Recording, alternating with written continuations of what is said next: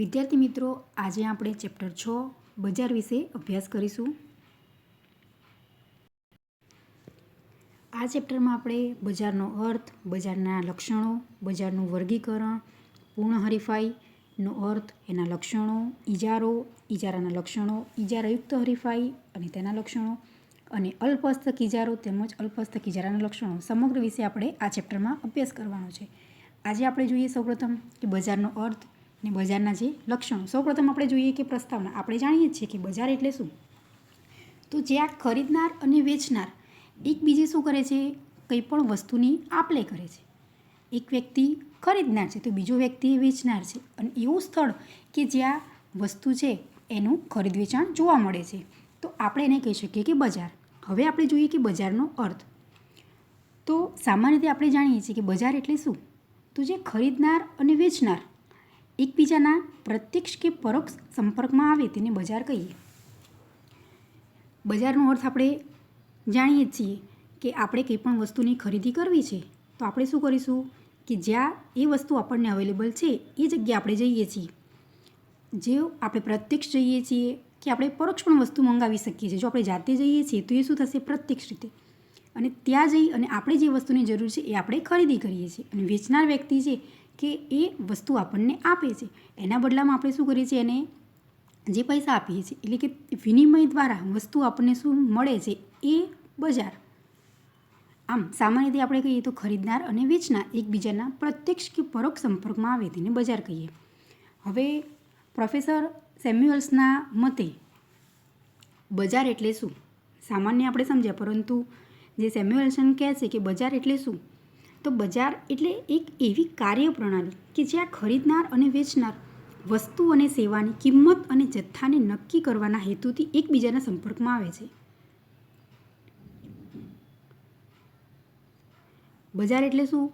એક એવી કાર્યપ્રણાલી કે જ્યાં ખરીદનાર અને વેચનાર વસ્તુ અને સેવાની કિંમત અને જથ્થાને નક્કી કરવાના હેતુથી એકબીજાના સંપર્કમાં આવે છે, એવું સેમ્યુઅલ્સન કહે છે. ક્વેશ્ચન પૂછાય કે બજારનો અર્થ જણાવો, તો આપણે વ્યાખ્યા લખવાની રહેશે કે બજાર એટલે કે જ્યાં ખરીદનાર અને વેચનાર એકબીજાના પ્રત્યક્ષ કે પરોક્ષ સંપર્કમાં આવે એને આપણે બજાર કહી શકીએ. હવે આપણે જોઈએ કે જે બજારના લક્ષણો.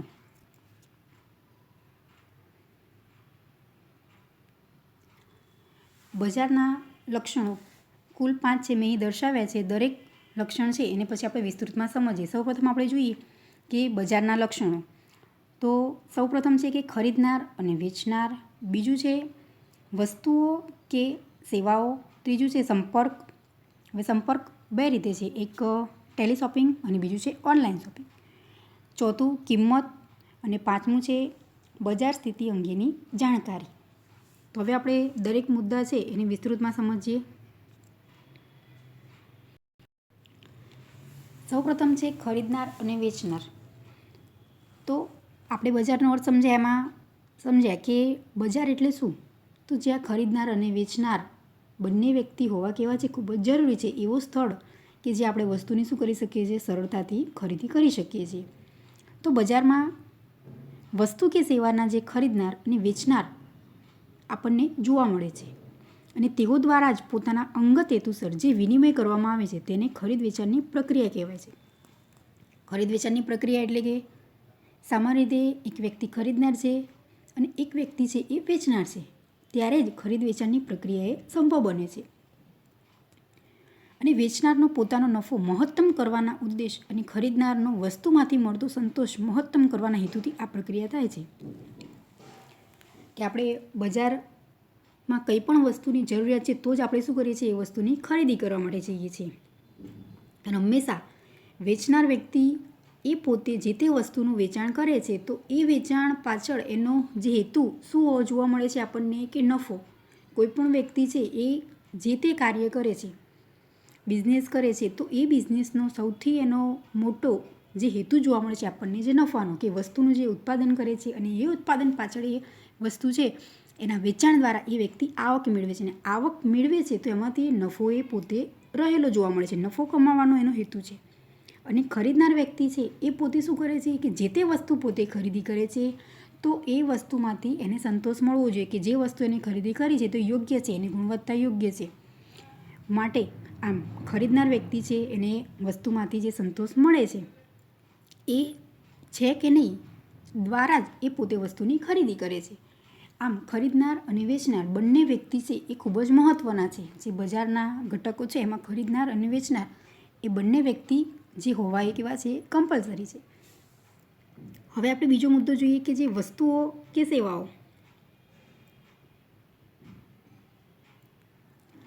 તો બજારમાં ઉત્પાદક કે વેચનાર પોતાનો નફો મહત્તમ કરવાના આશયથી વસ્તુઓ કે સેવાઓનો વિભિન્ન પ્રકારો છે એ બહાર પાડે છે. આપણે જાણીએ છીએ કે જે બજાર છે માર્કેટમાં જે વેચનાર વ્યક્તિ છે એ ઘણા બધા જોવા મળે છે. એક જ સરખી વસ્તુનું જે ઉત્પાદન કરે થોડી આપણને કેવી મળે એમાં થોડીક સામ્યતા જોવા મળે છે. પરંતુ ઘણા બધા એવા વેપારીઓ છે કે વસ્તુ છે એ પ્રોડક્ટનું ઉત્પાદન કરતા હોય છે અને કિંમત દરેકની એવી જોવા મળશે, આપણને થોડોક તફાવત જોવા મળશે. આમ એમનો જે હેતુ શું છે? નફો કમાવાનો. કોઈ પણ વેપારી છે એ વસ્તુનું જ્યારે ઉત્પાદન કરે છે અને એ ઉત્પાદન દ્વારા વેચાણ કરવાનો એમનો હેતુ છે અને વેચાણ કરવાનો સૌથી મહત્ત્વનો ઉદ્દેશ છે કે એમાંથી આવક મેળવે અને આવક દ્વારા એ પોતે નફો કમાવે છે. તો આમ જે ઉત્પાદક કે વેચનાર જે વેપારી છે એ નફો મહત્તમ કરવાના આશયથી જ વસ્તુ કે સેવાઓ છે એ પોતે શું કહે છે વિભિન્ન પ્રકારોએ બહાર પાડે છે અને તેમજ તે વસ્તુઓ તથા સેવાઓનો પ્રતિ ખરીદનારને આકર્ષવાનો પ્રયત્ન કરે છે. કોઈ પણ વેપારી છે એ વસ્તુ બનાવે છે અને એ વસ્તુ બનાવ્યા પછી જે વ્યક્તિ ખરીદી કરવા માગે છે તો એમને આકર્ષવા માટે પોતે શું કરે છે? પ્રયત્ન કરે છે. આપણે જાણીએ છીએ કે કોઈ પણ વસ્તુ જો નવી માર્કેટમાં આવે છે તો એ આપણને કેવી રીતે ખબર પડે છે? તો આપણે ન્યૂઝમાં જોઈએ છીએ, કોઈ જાહેરાત દ્વારા આપણને ખબર પડે. તો આમ હકીકતમાં આપણે બજારમાં જે વસ્તુ અવેલેબલ છે એની જાણકારી આપણને અન્ય માધ્યમ દ્વારા સરળતાથી મળે છે. એટલે કે વેપારી પોતે શું કરે છે? પોતાની જે વસ્તુ છે, પ્રોડક્ટ જેનું ઉત્પાદન કરે છે એનું વેચાણ વધારવા માટે એ પોતે શું કરે છે? અન્ય રીતે જે તે ખરીદનાર વ્યક્તિ છે એ વસ્તુની ખરીદી કરે માટે એ પોતે જાહેરાત આપણને કરે છે અને એના દ્વારા ખરીદનાર વ્યક્તિ છે એ વસ્તુ ખરીદવા માટે પોતે આકર્ષિત થાય છે. તો હવે આપણે જોઈએ ત્રીજો મુદ્દો કે જે સંપર્ક.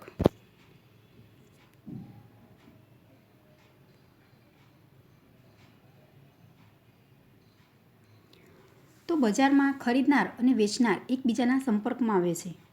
આપણે સૌપ્રથમ જ જોઈ લીધું કે બજાર એટલે શું? તો જે ખરીદનાર અને વેચનાર એકબીજાના પ્રત્યક્ષ કે પરોક્ષ સંપર્કમાં આવે છે. તો ખરીદનાર અને વેચનાર એ વ્યક્તિ એકબીજાના પ્રત્યક્ષ કે પરોક્ષ સંપર્કમાં આવશે. તો બે છે એના મુદ્દા કે એક ટેલી શોપિંગ છે અને બીજું છે ઓનલાઈન શોપિંગ.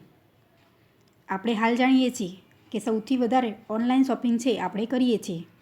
સામાન્ય રીતે ઓનલાઈન શોપિંગ છે એ કરવાથી આપણને ખૂબ જ વસ્તુ છે એ કેવી છે એ આપણે એની પ્રાઇસ શું છે એ બધું જ આપણે સરળતાથી સૌપ્રથમ જાણી લઈએ છીએ. પછી આપણે વસ્તુની શું કરીએ છીએ? ખરીદી કરીએ છીએ. એના રિવ્યૂ આપણે જોઈ લઈએ છીએ કે આ રિવ્યૂ છે કેટલા છે એ વસ્તુના.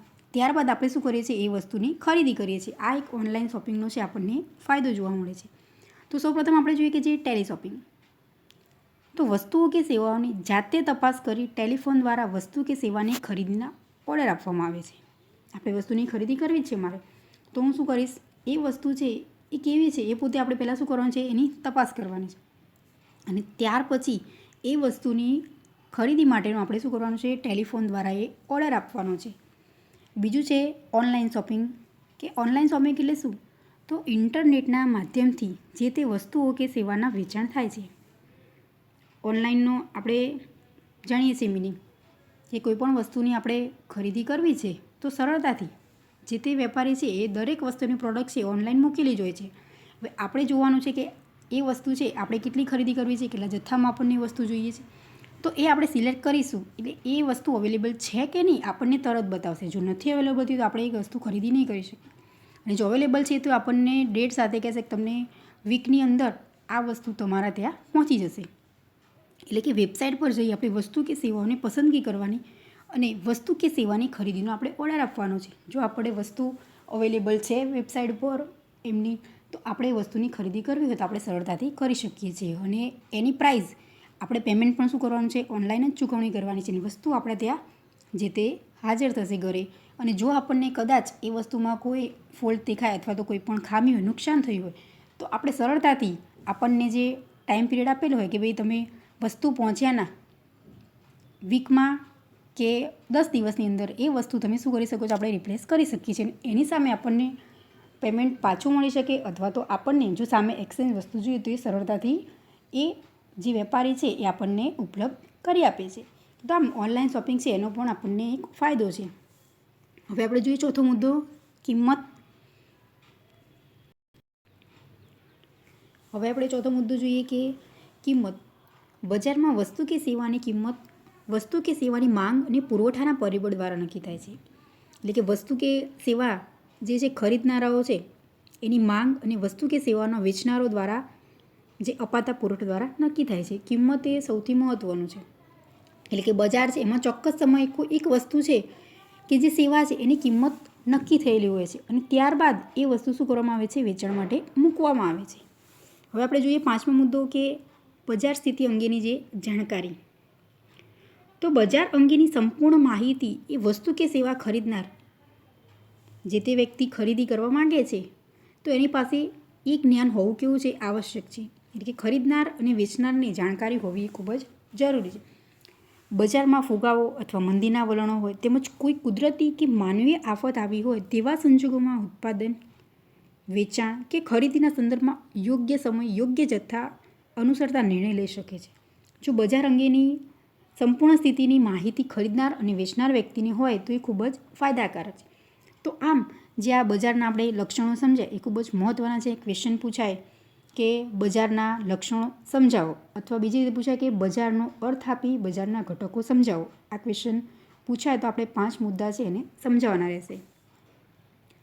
હવે આપણે જોઈએ કે જે બજારનું વર્ગીકરણ, કે આપણે બજારનું વર્ગીકરણ છે એ 3 રીતે થઈ શકે છે. સૌપ્રથમ છે સ્થાન આધારિત બજાર, બીજું છે જથ્થા આધારિત બજાર અને ત્રીજું છે હરીફાઈ આધારિત બજાર. આમ 3 રીતે બજારનું વર્ગીકરણ થઈ શકે છે. હવે આપણે સૌપ્રથમ જોઈએ કે જે સ્થાન આધારિત બજાર. તો સ્થાન આધારિત બજાર છે એમાં 4 પોઈન્ટ છે. સૌપ્રથમ છે સ્થાનિક બજાર,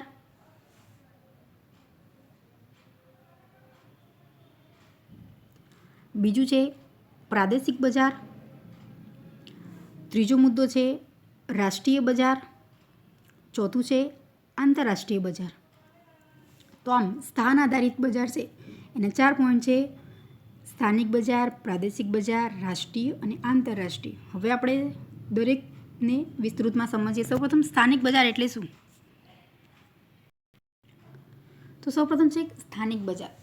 સ્થાનિક બજાર એટલે શું? તો આપણે સામાન્ય રીતે જાણીએ છીએ કે હકીકતમાં જ્યાં વસ્તુનું ઉત્પાદન થાય છે ત્યાં જ એ વસ્તુનું વેચાણ કરવામાં આવે છે.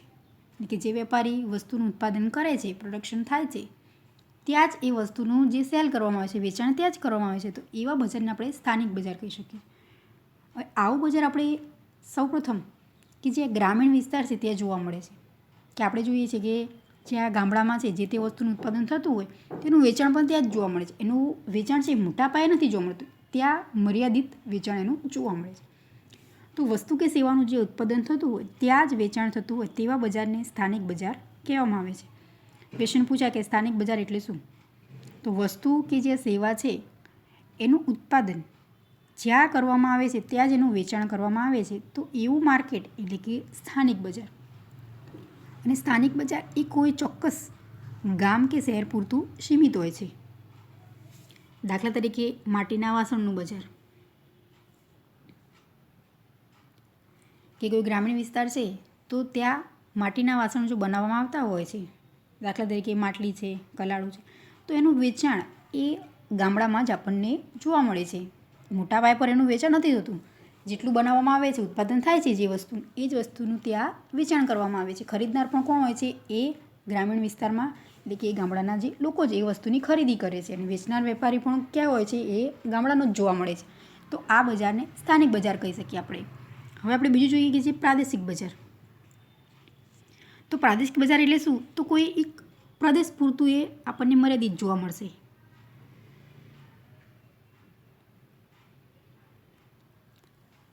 પ્રાદેશિક બજાર એટલે કે વસ્તુ કે સેવાનું ખરીદી અને વેચાણ કોઈ એક ચોક્કસ પ્રદેશ પૂરતું સીમિત હોય ત્યારે તેને પ્રાદેશિક બજાર કહેવામાં આવે છે. ચોક્કસ પ્રદેશ પૂરતું જ એ મર્યાદિત જોવા મળે છે, તો એ છે પ્રાદેશિક બજાર.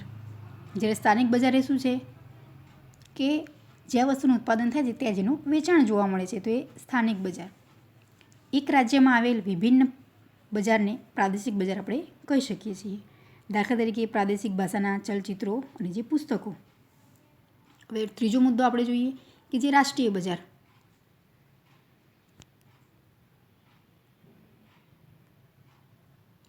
તો રાષ્ટ્રીય બજાર એટલે ક્વેશ્ચન પૂછાય કે રાષ્ટ્રીય બજાર એટલે શું?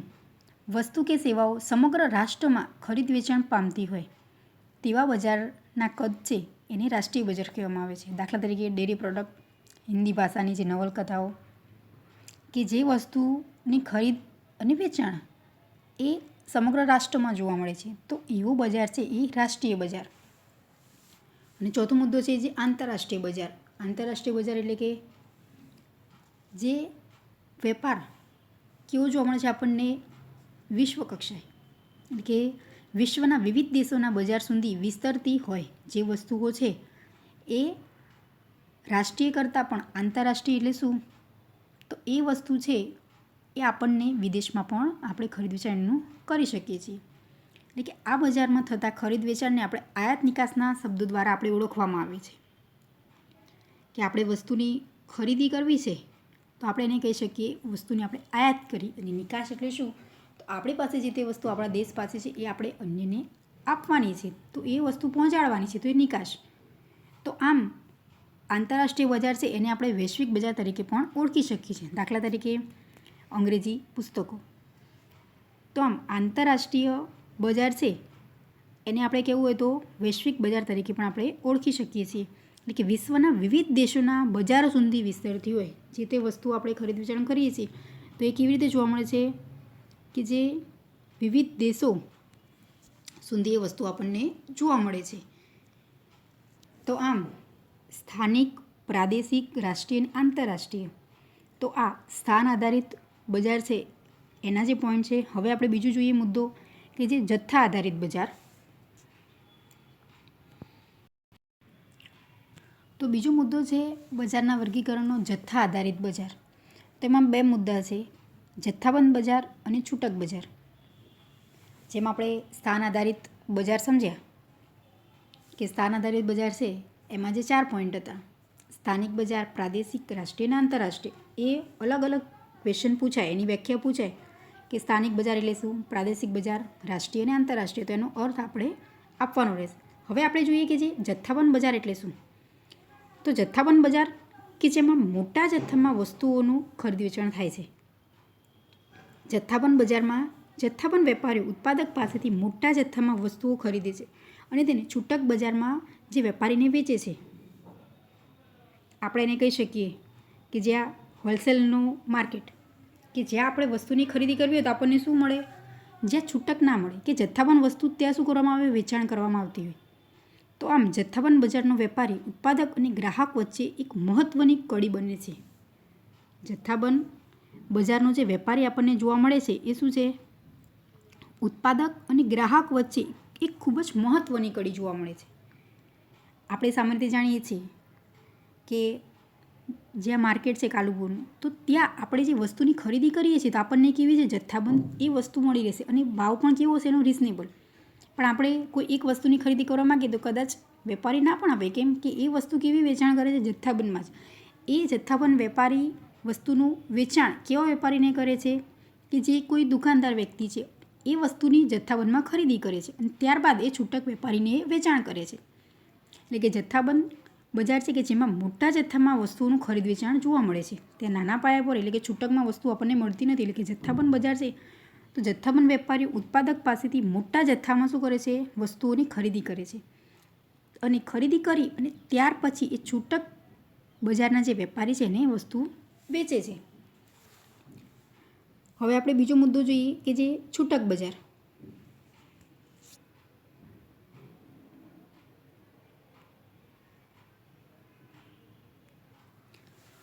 તો છૂટક બજાર એટલે કે વસ્તુઓનું ખરીદ વેચાણ નાના જથ્થામાં થાય અને છૂટક બજારના વેપારીઓ પણ બજારની અન્ય એક મહત્ત્વની કડી બની ગ્રાહકો સુધી એ વસ્તુનું પહોંચાડે છે.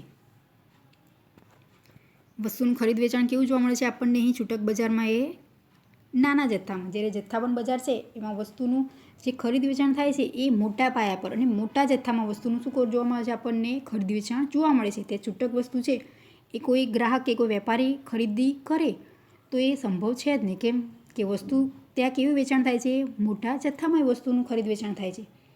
જ્યારે છૂટક બજાર છે તેમાં વસ્તુનું ખરીદ વેચાણ એ નાના જથ્થામાં થાય છે. એટલે કે છૂટક બજારના જે વેપારીઓ છે એ બજારની અન્ય એક મહત્ત્વની કડી છે કે ગ્રાહકો સુધી વસ્તુનું શું કરે છે, એ પહોંચાડે છે, વેચાણ કરે છે. અને જથ્થાબંધ બજારમાંથી વસ્તુઓની મોટા જથ્થામાં ખરીદી કરી નાના જથ્થામાં ગ્રાહક વર્ગને વેચે છે. એટલે કે જે આ વસ્તુ વેપારી મોટા જથ્થામાં જથ્થાબંધ જે હોલસેલનું માર્કેટો છે ત્યાંથી ખરીદી કરે છે અને ત્યાર પછી એ વસ્તુની ખરીદી કરી અને નાના વેપારીઓને જે વેચવામાં આવે છે ને એ વેપારીઓ છે એ વસ્તુ શું કરે છે, ગ્રાહકો સુધી પહોંચતી કરાવે છે. આમ આપણે જાણીએ છીએ કે જો આપણે એક સામટી વસ્તુ વધુ ખરીદી કરીએ જથ્થામાં તો આપણને એ વસ્તુ કેવી પડશે, આપણને થોડીક પ્રાઇસ એની ઓછી એટલે કે રિઝનેબલ પડશે. પણ જો આપણે કોઈ એક વસ્તુની જ ખરીદી કરીએ તો એ આપણને કોસ્ટલી પડશે. કેમ કે જો આપણે બલ્કમાં વસ્તુ ખરીદી કરીએ છીએ તો આપણને એ વસ્તુ કેવી પડશે, થોડીક સસ્તી પડશે. જ્યારે કોઈ એક વસ્તુની ખરીદી કરીએ તો એ થોડી આપણને મોંઘી પડશે. એનું કારણ શું છે કે એ વેપારીએ જે તે વસ્તુની આગળથી ખરીદી કરી હોય છે તો એમાં એ પોતે શું કરે છે, પોતાનો નફો સમાયેલો હોય છે. પણ જો આપણે એક કરતાં વધુ વસ્તુની ખરીદી કરીએ છીએ તો એ પોતે શું કરે છે, આપણને એ નફો એનો થોડો ઓછો જોવા મળે છે અને એ વસ્તુ આપણને થોડીક સસ્તામાં આપે છે. તો આમ જથ્થાબંધ બજાર અને છૂટક બજાર એ બે જથ્થા આધારિત બજાર છે. ક્વેશ્ચન પૂછાય કે જથ્થાબંધ બજાર એટલે શું, તો આપણે સમજાવવાનું રહેશે કે વસ્તુનું ખરીદ વેચાણ થાય છે કેવું જોવા મળે છે ત્યાં જથ્થાબંધ. એટલે કે જે જથ્થાબંધ વેપારી ઉત્પાદક પાસેથી મોટા જથ્થામાં વસ્તુની ખરીદી કરે છે અને છૂટક બજારમાં જે વેપારીઓને વેચાણ કરે છે. જ્યારે છૂટક બજારનો અર્થ પૂછાય કે છૂટક બજાર એટલે શું, તો વસ્તુઓનું ખરીદ વેચાણ કેવું જોવા મળે છે આપણને નાના પાયા પર. એટલે કે નાના જથ્થામાં એ વસ્તુ વેચાણ થાય છે. અને છૂટક બજારના જે વેપારીઓ છે એ બજારની એક ખૂબ જ મહત્ત્વની કડી છે કે ગ્રાહકો સુધી વસ્તુનું પહોંચતી કરાવે છે. હવે આપણે જોઈએ ત્રીજું કે જે હરીફાઈ આધારિત બજાર.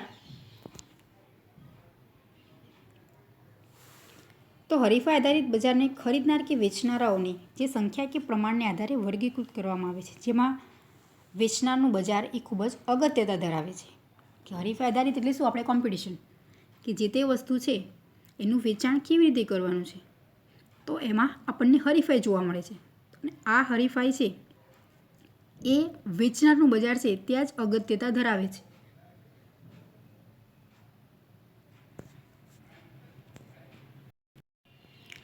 તો હરીફાઈ આધારિત બજાર છે એને આપણે બે ભાગમાં વહેંચવા. તો સૌપ્રથમ છે કે પૂર્ણ હરીફાઈ અને અપૂર્ણ હરીફાઈ. આમ હરીફાઈ આધારિત બજાર છે એને આપણે બે ભાગમાં વહેંચી શકીએ છીએ કે પૂર્ણ હરીફાઈ અને અપૂર્ણ હરીફાઈ છે એને પાછું આપણે શું કરીએ છીએ, ત્રણ ભાગમાં વહેંચવામાં આવે છે. કે અપૂર્ણ હરીફાઈ છે તેમાં ઇજારો, ઇજારયુક્ત હરીફાઈ, અલ્પહસ્તક ઇજારો. તો આમ આપણે આ સમગ્ર વિશે આપણે સમજીએ કે પૂર્ણ હરીફાઈ તેમજ ઇજારો, ઇજારયુક્ત હરીફાઈ, અલ્પહસ્તક ઇજારો. તો હરીફાઈ આધારિત બે ભાગ જ પડે છે, પરંતુ જે અપૂર્ણ હરીફાઈ છે એના 3 સબ પોઈન્ટ છે. તો આમ આ બજારનું વર્ગીકરણ છે એના કુલ મુખ્ય 3 પોઈન્ટ છે. હું ફરીથી યાદ કરેલું કે સ્થાન આધારિત બજાર, જથ્થા આધારિત બજાર અને ત્રીજું છે હરીફાઈ આધારિત બજાર. આ ક્વેશ્ચન પૂછાય કે બજારનું વર્ગીકરણ છે એ ટૂંકમાં સમજાવો તો આ દરેક મુદ્દા સમજાવવાના, પરંતુ આમાંથી શોર્ટ ક્વેશ્ચન પૂછાય કે હરીફાઈ આધારિત બજાર છે એને કેટલા ભાગમાં વહેંચવામાં આવે છે, તો બે ભાગમાં. જ્યારે સ્થાન આધારિત બજાર છે એના કેટલા પ્રકારો છે, તો જે સ્થાન આધારિત બજારના 4 પ્રકારો છે. સ્થાનિક, પ્રાદેશિક, રાષ્ટ્રીય અને આંતરરાષ્ટ્રીય. આ દરેકનો અર્થ પૂછાય એ શોર્ટ ક્વેશ્ચનમાં પૂછાશે કે સ્થાનિક બજાર એટલે શું, રાષ્ટ્રીય બજાર એટલે શું. એવી જ રીતે બીજું છે કે જે જથ્થા આધારિત બજાર.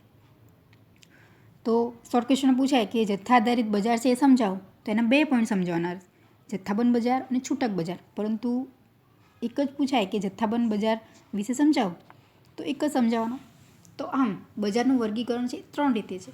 હવે આપણે વિસ્તૃતમાં સમજવાનું છે કે જે પૂર્ણ હરીફાઈ, ઇજારો કોને કહી શકીએ આપણે, ઇજારો, ઇજારયુક્ત હરીફાઈ કેવી છે, એના લક્ષણો, અલ્પહસ્તક ઇજારો એનો અર્થ, એના લક્ષણ. તો સૌપ્રથમ આપણે સમજશું કે જે પૂર્ણ હરીફાઈ. તો સામાન્ય રીતે પૂર્ણ હરીફાઈ એટલે શું? તો પૂર્ણ હરીફાઈ એક આદર્શ બજાર છે. પૂર્ણ હરીફાઈ કેવું બજાર છે? એક આદર્શ બજાર. કે તે માત્ર એક સૈદ્ધાંતિક શક્યતા બની રહે છે કે ખેતી ક્ષેત્રને બાદ કરતાં પૂર્ણ હરીફાઈના લક્ષણો ભાગ્યે જ જોવા મળે છે. અર્થશાસ્ત્રમાં પૂર્ણ હરીફાઈ જે વાળા બજાર છે એનો અભ્યાસ ખૂબ જ અગત્યનો ગણવામાં આવે છે, કેમ કે આ અભ્યાસને આધારે બજારની મોટાભાગની લાક્ષણિકતાઓ કે શરતોથી પેઢીની વર્તણૂકને આપણે સમજી શકીએ છીએ. આમ પૂર્ણ હરીફાઈ એટલે શું? તો જ્યાં ઉત્પાદકની ઉત્પાદિત વસ્તુની જે માંગ સંપૂર્ણ મૂલ્ય સાપેક્ષતા હોય છે. એટલે કે પૂર્ણ હરીફાઈ એવી બજારની જે વ્યવસ્થા છે કે જેમાં બજાર કિંમતને અસર પહોંચાડી શકે તેટલી મોટી પેઢી સમગ્ર બજારમાં ન હોવા છતાં પણ ઘણી પેઢીઓ સમાન ગુણી વસ્તુઓનું જે વેચાણ કરે છે. પૂર્ણ હરીફાઈ એટલે એવું બજાર કે જ્યાં આપણને વેપારી છે એ વસ્તુનું વેચાણ કરે છે તો ઘણી બધી પેઢીઓ એટલે શું, ઘણા બધા જે વેપારીઓ છે એક સરખી વસ્તુઓ છે સમાન ગુણી વસ્તુઓનું જે વેચાણ કરતા જોવા મળે છે. તો એવું બજાર એટલે કે જે પૂર્ણ હરીફાઈવાળું બજાર. તો આમ આપણે નેક્સ્ટ લેક્ચરમાં પૂર્ણ હરીફાઈનો અર્થ, પૂર્ણ હરીફાઈના જે લક્ષણો છે એ વિશે આપણે સમજશું, તેમજ જે ઇજારો આપણે કોને કહી શકીએ એનો અર્થ વિશે આપણે અભ્યાસ કરીશું.